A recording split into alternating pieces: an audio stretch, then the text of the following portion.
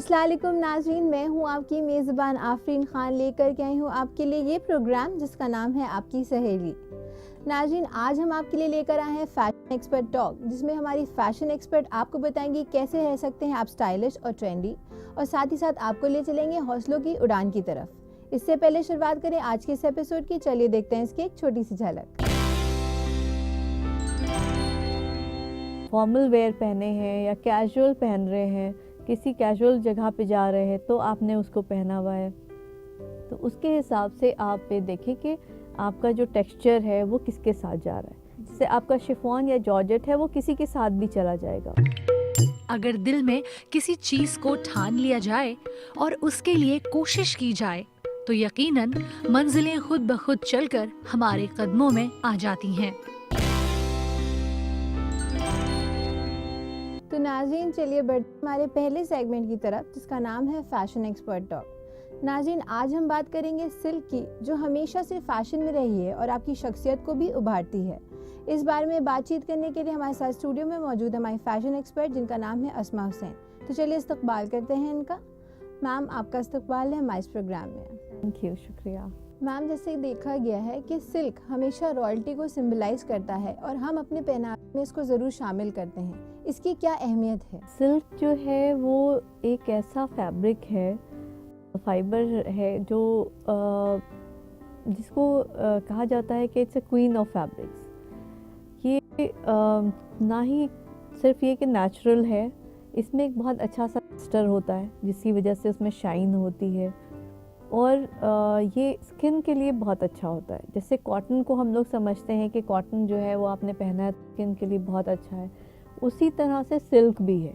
Silk को अक्सर लोग समझते हैं कि आप सर्दियों में पहन सकते हैं क्योंकि वो गर्मियों में गर्म होता है, लेकिन एक्चुअल बात यह है कि सिल्क आप 12 महीने पहन सकते हैं, क्योंकि सिल्क गर्मियों में ठंडा होता है और सर्दियों में गर्म होता है। ये उसकी खासियत है। और अगर कोई भी सिल्क जो है वो आपने ख़रीदा या आपने पहना और आपको लगता है कि वो गर्मियों में गर्म हो रहा है, तो इसका मतलब ये है कि वो सिल्क असली सिल्क नहीं है, उसमें कोई ना कोई पॉलिएस्टर थ्रेड मिला हुआ है। तो जो प्योर सिल्क होता है वो हमेशा आपकी स्किन को गर्मियों में कूल रखता है और सर्दियों में आपको गर्म रखता है। दूसरी चीज़ जो उसकी लस्टर है, उसका जो यार्न है वो बहुत मजबूत होता है, जिसकी वजह से आप उसमें किसी भी तरह के फैब्रिक्स जो हैं वो बिने जा सकते हैं। जैसे आपने देखे होंगे शिफॉन्स, जॉर्जेट, सिल्क, क्रेप, ये सारे वैरायटीज़ जो हैं ये सिल्क की हैं, सिर्फ इसको बिनने का तरीक़ा अलग अलग होता है। लेकिन अगर शिफॉन फैब्रिक जो देखने में बिल्कुल महीन और सॉफ्ट होता है, फ़ाइन होता है, लेकिन वो इतना मजबूत होता है, आप उसको जितना भी खींच के फाड़ने की कोशिश करें वो ऐसे आम तौर पे नहीं फट सकता, इसीलिए उसके ऊपर बहुत कढ़ाई होती है, हेवी कढ़ाई होती है। तो ये सिल्क जो है वो सारे फैब्रिक्स में जो है वो सबसे बेहतर फैब्रिक है, it's on the top most, और उसी वजह से वो महंगा भी होता है, क्योंकि इसका जो प्रोडक्शन है वो बहुत कम है। क्योंकि आप सभी जानते हैं कि ये कोकून से बनता है, और कोकून जो है वो कुछ ख़ास तरह के पेड़ों के ऊपर होते हैं। किस तरह के पेड़ के ऊपर का वो कोकून है उसके हिसाब से उसकी क्वालिटी अलग अलग हो जाती है। जो हम कहते हैं मलबरी सिल्क, जो मलबरी जो है वो शहतूत के पेड़ों के ऊपर जो निकलते हैं, वो मलबरी सिल्क जो है वो फाइनेस्ट सिल्क होता है, उसमें सॉफ्टनेस होती है, शाइन होती है, उसका यार्न बहुत फ़ाइन होता है। और इसी तरह से बहुत सारे कल्टीवेट करते हैं अलग अलग जगहों पे, अलग अलग तरह के पेड़ों के ऊपर सिल्क को कल्टीवेट करते हैं, और उसके हिसाब से वो सिल्क अलग अलग हो जाते हैं। हमारा मुल्क जो है वो चाइना के बाद सबसे बड़ा प्रोड्यूसर है पूरे दुनिया में सिल्क का। जो नंबर 1 पे है वो चाइना है, और उसके बाद हमारा मुल्क है। तो हमारे क्या सिल्क का प्रोडक्शन भी अच्छा है, इसकी वीविंग ख़ास बहुत होती है, ख़ास तौर से बनारस के रीजन में, चेन्नई के रीजन में जो कांजीवरम कहलाता है, बेंगलोर है। तो ये सारे जो हमारे जो कॉटेज इंडस्ट्री है, कारीगर हैं, ये सब सिल्क के ऊपर अपनी जो रोज़ी रोटी है वो इनकी उसके ऊपर मैसर है। तो सिल्क बहुत ही ज़्यादा अहम किरदार जो है वो निभाता है हमारे फ़ैशन इंडस्ट्री में, और इसकी बहुत अहमियत है पूरी दुनिया में। मैम अगर हम बात करें शादियों पार्टियों की तो ज़्यादातर जो हमारी ख़वातीन होती हैं वो सिल्क प्रेफर करती हैं, तो ये कैजुअल में भी पहन सकते हैं हम? बिल्कुल, शादियों में और पार्टीज़ में तो ख़ास तौर से इसलिए पहना जाता है क्योंकि जो सिल्क की वीविंग है हमारे कंट्री में ख़ास तौर से, उसमें जो ज़री की बूटियाँ इस्तेमाल करते हैं या बॉर्डर्स इस्तेमाल करते हैं और जिस तरह से उसको वीव करते हैं तो महंगा होता है, तो लोगों को ये लगता है कि जो ख़ास ओकेजन्स हैं उसी पे पहना जाए, क्योंकि आम तौर पे पहनेंगे तो बहुत महंगा पड़ेगा। तो शादियों में ब्रोकेड और आपकी बनारसी साड़ियाँ, कांजीवरम, ये सारी चीज़ें यूज़ होती हैं क्योंकि आप लहंगा, गरारा, साड़ी या कोई भी ड्रेस बनाते हैं जो ब्राइड्स के लिए, ब्राइड के घर वालों के लिए, वो सब सिल्क में बनती हैं। लेकिन ये ऐसा नहीं है कि आप सिल्क को रोज़मर्रा में नहीं पहन सकते। अगर आपका सिल्क जो है वो बहुत चमकदार नहीं है या जैसे कि आपका बहुत एम्ब्रॉयडरी ना की गई हो जो कि ब्लिंग हो, तो आप आम तौर पे नॉर्मली पहन सकते हैं। और एक्चुअली सिल्क जो है वो रोज़ाना के उसमें जो है वो बहुत पहना जाता है, ख़ास तौर से वेस्टर्न वर्ल्ड में जो हायर सोसाइटी है वो ऑफिसेज में पहनते हैं, यानी कि ब्लाउजेज़ जो हैं वो सिल्क के होते हैं, शिफॉन के होते हैं, ये सब प्योर सिल्क होता है। आपकी जैकेट सिल्क की होती हैं, ट्राउज़र सिल्क का होता है। तो आप ख़ास तौर से वेस्टर्न कपड़ों में तो बहुत ज़्यादा इस्तेमाल कर सकते हैं इसको। और बजाय इसके कि आप इम्पोर्टेड सिंथेटिक फैब्रिक्स ख़रीदें महंगे फैब्रिक समझ के, आप सिल्क में इन्वेस्ट करें, क्योंकि सिल्क जब आप पहनते हैं तो ना ही वो सिर्फ आपको आराम देते हैं बल्कि आपका एक सोशल स्टेटस भी बताते हैं कि आपने सिल्क पहना हुआ है। और उसके ऊपर हल्की सी आप कोई किसी भी तरह के सरफेस डिज़ाइन कर सकते हैं, वो प्रिंटेड हो सकता है या आपका कुछ कॉलर के पास या कहीं पे उस पर एम्ब्रॉयडरी हो सकती है, या प्लेन कलर्स में आप अलग अलग कलर्स यूज़ कर सकते हैं। और ख़ास तौर से सिल्क की एक और बहुत अच्छी ख़ासियत ये है कि आप इसको किसी भी कलर में डाई कर सकते हैं जी। तो बजाय इसके कि आपको सिर्फ जो बाज़ार में कलर्स मिल रहे हैं आप वही पहने, आप वाइट सिल्क लेके अपने हिसाब से किसी भी डायर से उसको डाई करा सकते हैं। तो आप वैरायटीज़ उसमें बहुत ज़्यादा ला सकते हैं। और सिल्क में जो कलर्स आते हैं वो बहुत खूबसूरत होते हैं, वो कलर्स बिल्कुल चमकते हुए कलर्स आते हैं, बजाय इसके कि जो आप सिंथेटिक्स में जब कलर डाई करते हैं तो उसमें एक डलनेस होती है। अगर आपने रेड किया तो वो गंदा सा रेड होता है, लेकिन आप सिल्क पे रेड डाई करिए तो वो ब्राइट रेड दिखाई देता है। इसी तरह से और लाइटर शेड्स हैं, जैसे पिंक है, पाउडर ब्लू है, एग यॉक येलो है, इस तरह के जो कलर्स जो सिंथेटिक कपड़ों के ऊपर आते ही नहीं हैं, वो आपको सारे कलर्स सिल्क पे मिलते हैं। टर्कोइज, फिरोज़ी और एक्वा कलर्स, ये सारे कलर्स आपको सिंथेटिक कपड़ों के ऊपर कभी भी नहीं मिलते हैं अच्छे, वो हमेशा डल टोन्स मिलते हैं। सिल्क में सबसे बड़ी ख़ासियत है कि आपको बहुत खूबसूरत कलर्स मिलते हैं और आप जैसे चाहें वैसे कलर्स उस पर बना भी सकते हैं।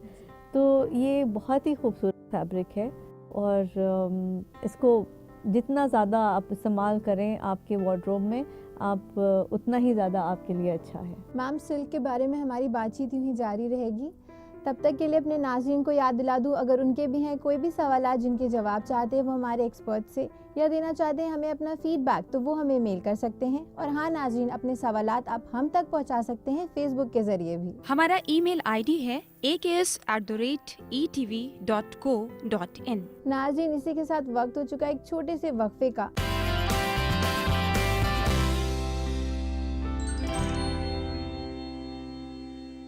मैम अब मैं आपसे ये जानना चाहूँगी कि सिल्क कपड़ा जो होता है वो हम किस कॉम्बिनेशन में पहन सकते हैं, किस फैब्रिक के साथ कंबाइन करके पहन सकते हैं? सिल्क को आप किसी भी चीज़ के साथ कर सकते हैं।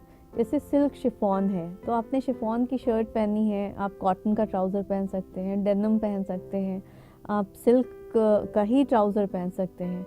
फिर आप इसको वुलन्स के साथ कंबाइन कर सकते हैं, आप इसको सिंथेटिक्स के साथ भी कंबाइन कर सकते हैं।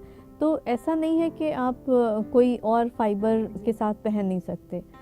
आपको जो चीज़ ध्यान देने वाली है वो ये है कि आप किस ओकेज़न पे कौन सा कपड़ा पहन रहे हैं। अगर आप ऑफिस जा रहे हैं और आपके पास सिल्क की शाइनी शर्ट्स हैं जो कि स्टिफ सिल्क होता है, प्योर सिल्क, ओपेक टाइप का जो कपड़ा होता है, अगर आपने उसकी शर्ट पहनी है तो उसके साथ आप ब्राइट कलर की है तो आप ट्राउज़र पहनिए या स्कर्ट पहनिए जो कि आपकी थोड़ी मैट फिनिश की हो, चाहे वो सिल्क में हो या कॉटन मिक्स हो या उसके अंदर कोई पॉलिएस्टर यार्न मिला हुआ हो, तो वो मैट फिनिश हो ताकि बहुत ज़्यादा शाइन ना करे हर चीज़, क्योंकि आपको ऑफिस में पहनना है। फिर आप उसके साथ जैकेट पहन रहे हैं या आप सिर्फ शर्ट पहन रहे हैं, उसके साथ आपने एसेसरी क्या पहननी है, तो ये सारी चीज़ों का ध्यान रखना चाहिए। फिर अगर आपने इंडियन कपड़ा पहना है तो आपका जो शलवार है या आपकी जो कुर्ता है वो सिल्क है, तो फिर उसके साथ आपका चूड़ीदार भी सिल्क ही हो तो बेहतर होगा। दुपट्टा जो है आपका शिफॉन या जॉर्जेट हो सकता है।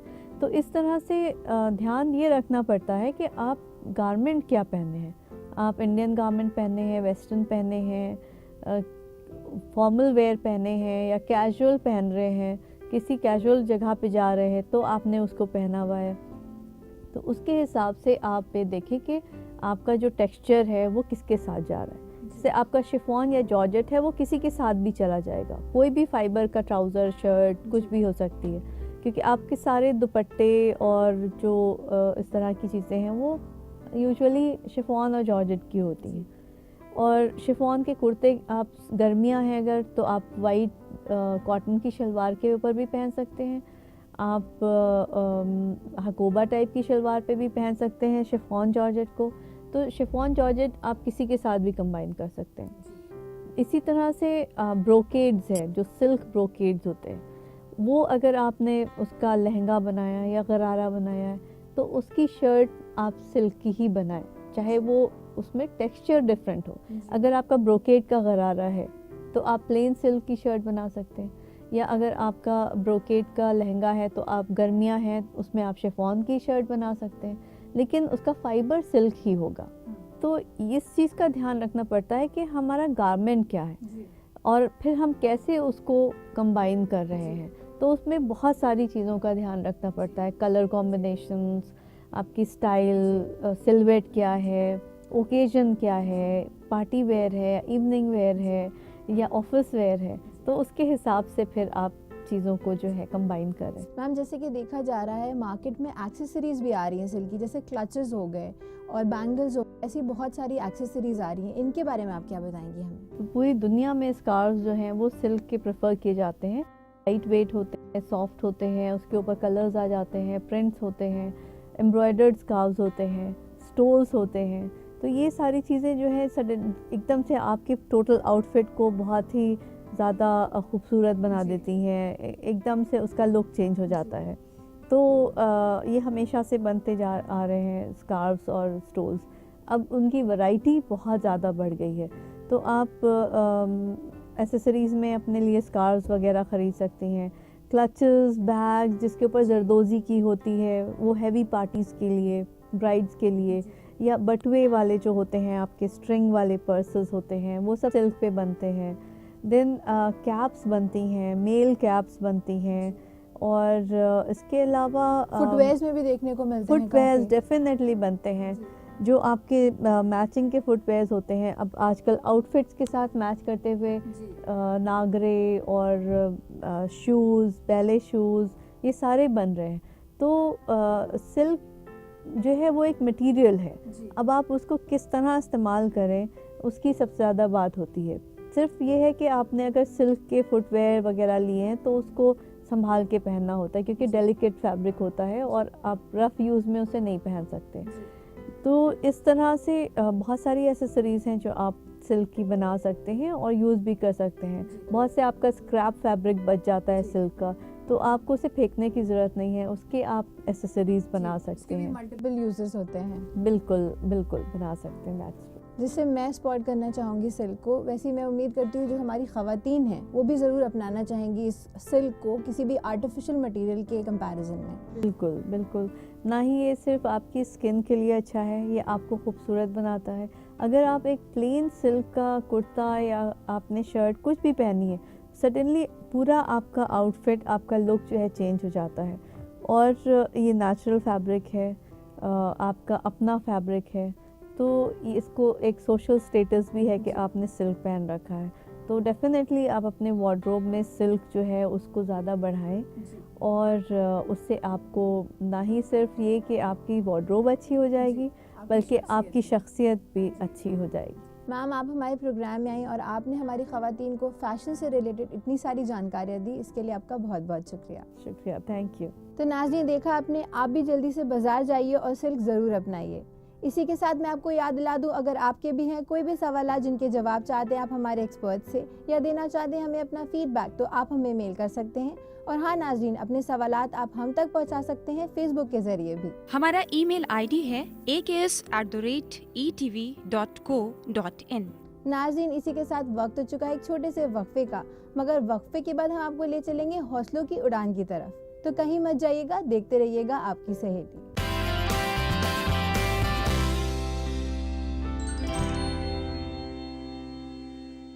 नाज़रीन, वक्फे के बाद आपका खैर मकदम है इस प्रोग्राम में जिसका नाम है आपकी सहेली। नाज़रीन, अगर आपके हौसले पक्के हों तो आप अपने ख्वाबों को ज़रूर पूरा कर सकती हैं, और यही प्रूफ किया है हमारी आज की विमेन अचीवर ने। तो चलिए देखते हैं कौन है ये अजीम शख्सियत।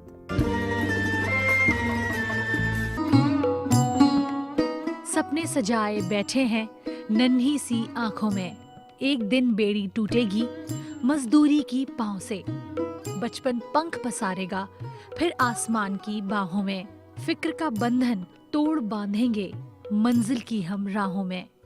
अगर दिल में किसी चीज को ठान लिया जाए और उसके लिए कोशिश की जाए तो यकीनन मंजिलें खुद ब खुद चलकर हमारे कदमों में आ जाती हैं। ऐसी ही हिम्मत और बेमिसाल हौसलों की एक मिसाल कायम की है ज़ैनब ने। ज़ैनब की पैदाइश मेरठ के एक छोटे से गांव में हुई। ज़ैनब की काबिलियत इब्तिदाई उम्र में ही नजर आने लगी थी। महज 10 साल की छोटी सी उम्र में ज़ैनब को अपने गांव के एक स्कूल का बाल पंचायत सदर मुंतखब किया गया। यही नहीं, ज़ैनब के दिल में शुरू से ही बच्चों के लिए हमदर्दी थी। इतनी कम उम्र होने के बावजूद इन्होंने मजदूरी करने वाले बच्चों का दर्द महसूस किया। हाई स्कूल किया तो मैं पहली लड़की थी, तो मेरा न्यूज़ में आया, और मैं पहले से ही बच्चों के लिए बहुत ज़्यादा परेशान रहती हूँ जो बच्चे बाल मजदूरी करते हैं या जिन्हें सामान किसी खिलौने वस्तु की तरह बेच दिया जाता है। जो लड़कियाँ सर्कस में काम करती हैं, ऐसे बाल मजदूरी करते हैं बच्चे, उन सब के बारे में मैं पहले से बहुत सोचती थी। और जब मैं 5वीं क्लास में थी तो मेरी क्लास आज जब भी मेरी पढ़ाई तभी रुक जाती, लेकिन बचपन बचाओ आंदोलन 2005 में हमारे गांव में आया और उसमें बाल पंचायत का चुनाव हुआ, तो हमारे कॉलेज से मुझे चुना गया। उसमें मैंने बाल पंचायत का चुनाव लड़ा और अपने गांव की बाल पंचायत की मैं प्रधान बनी। जब ज़ैनब ने हाई स्कूल की तालीम मुकम्मल की, उस वक्त ये हाई स्कूल करने वाली अपने गांव की पहली लड़की थी। बाल पंचायत का सदर बनने के बाद ज़ैनब ने सैकड़ों लड़कियों को तालीम की जानिब मुतवज्जह किया। इसके अलावा ज़ैनब ने तकरीबन 10 गांव में बाल पंचायतें भी बनवाईं। ज़ैनब को इस काम में काफी दिक्कतों का सामना भी करना पड़ा, फिर भी इन्होंने हिम्मत नहीं हारी। जी, मैं बीए फर्स्ट ईयर में मैंने एडमिशन लिया था, जब तक कोई ऐसी बात नहीं थी। जब मैं सेकंड ईयर में आई तो मेरी मंगनी तय हो चुकी थी, और बस पढ़ाई के लिए भी बस ऐसी कोई 1 महीने में एक बार चले जाओ, 2 महीने में एक बार, हफ्ते में एक बार, ऐसा। लेकिन फिर ज़ैनब ने जैसे मैंने ज़ैनब को देखा, ज़ैनब डेली वेज स्कूल का भी हफ्ते में ऐसा आया करती थी, तो ज़ैनब ने कहा कि इसकी शादी ग्रेजुएशन के बाद। तो फिर मेरे घर वालों ने इसकी बात मान ली और उन्होंने मुझे पढ़ने के लिए पूरा सपोर्ट दिया, और मेरी अब ग्रेजुएशन फाइनल ईयर है और अब पूरी हो जाएगी। इससे फिर ज़ैनब की वजह से हुआ। ज़ैनब ने घर घर जाकर लोगों में तालीमी बेदारी पैदा करने की पूरी कोशिश करी। ज़ैनब ने अपने स्कूल में बच्चों की पंचायत बनाकर उनकी दिक्कतें पंचायत के सामने रखीं और उन्हें दूर भी किया। मैंने सर्वे किया गांव में, बचपन बचाओ आंदोलन के कार्यकर्ता थे और मैं थी अपने गांव से। मैंने सर्वे किया तो हमारे गांव में काफ़ी बच्चे ऐसे निकले जो पढ़ाई नहीं कर रहे थे, तो 50 बच्चों का एडमिशन कराया। और जो लड़कियां पढ़ाई छोड़ चुकी थी मेरे बाद भी, जो मेरे से आगे थी, जिन्होंने 8 क्लास किया था, उन्होंने 9th में 10th में एडमिशन लिया। ज़ैनब ने बच्चों की तालीम और उनके बदतर हालात को बेहतर बनाने के लिए 9 स्टेट में 18 दिन का रेल सफर भी किया, जिसमें इन्होंने बच्चों की जानिब से उनकी बेहतरी के लिए कई मुतालबे भी किए। ज़ैनब के इस काम के लिए इन्हें उनके घर वालों से भरपूर ताउन भी हासिल हुआ। हमें दिल से ये लगन थी कि बच्चा हमारा पढ़े, और जब लड़की ने भी जज्बा दिखाया तो हमने इसका सहयोग करा, साथ दिया, और जैसे ये आगे बढ़ती चलेगी ऐसे हम सहयोग करते चले गए। ज़ैनब के स्कूल में भी इनके इस काम को बेहद सराहा गया और इनके इस काम के लिए इन्हें कई खिताब से भी नवाजा गया। ज़ैनब ने बचपन बचाओ नाम से मुहिम भी चलाई। 2005 से शुरू हुआ ज़ैनब की कामयाबी का ये सफर मुसलसल जारी है। ज़ैनब ने अपने हौसलों से ये साबित कर दिया है कि कामयाबी किसी उम्र की मोहताज नहीं होती। अगर दिल में कुछ करने का जज्बा हो तो मुश्किल तरीन रास्ते भी आसान हो जाते हैं। ज़ैनब की कामयाबी की दुआ के साथ उनके इस बेमिसाल हौसले को आपकी सहेली की जानिब से अकीदत भरा सलाम। नाज़रीन, अगर आपने भी किया है कुछ ऐसा ख़ास काम और आप चाहते हैं आपको शोकेस करें हम अपने इस प्रोग्राम में, तो आप अपनी डिटेल्स हमें लिख भेज सकते हैं। हमारा ईमेल आईडी है aks@etv.co.in। नाज़रीन, इसी के साथ वक्त हो चुका है, हम अपने प्रोग्राम को यहीं ख़त्म करें, लेकिन होगी आपसे फिर मुलाकात बहुत सारी नई जानकारियों के साथ। तब तक के लिए रखिए अपना ख्याल और हमारी पूरी टीम को दीजिए इजाज़त। खुदा हाफिज़।